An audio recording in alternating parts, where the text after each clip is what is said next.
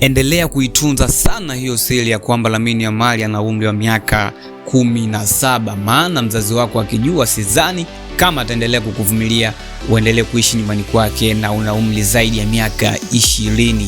Bwana, Lamine Yamal mchezaji wa FC Barcelona ameweka rekodi kubwa sana, yani kama mchezaji mdogo ambaye amecheza mashindano ya UEFA Champions League akiwa na umri wa miaka 16.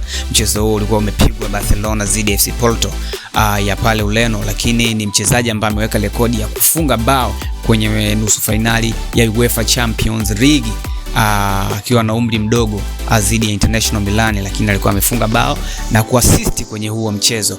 Lakini pale La Liga Lamine Yamal amecheza jumla mechi 33, lakini akihusika kwenye goli 21, ni sawa na dakika 2681.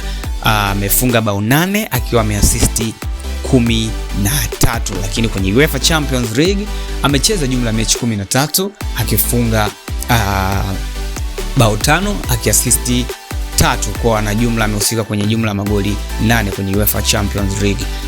Lamine Yamal ni mchezaji ambaye ana historia kubwa sana sasa kwenye ulimwengu wa soka kulingana na kile kitu ambacho amekifanya. Ukizungumzia Lamine Yamal unamzungumzia winga wa kulia mwenye hatari kweli kweli sasa hivi duniani. Sidhani kama kuna winga mwenye hatari kubwa zaidi duniani kwa sasa kama Lamine Yamal. Kama unalibisha hilo, mtafute Di Marco wa beki wa International Milan atakueleza hilo.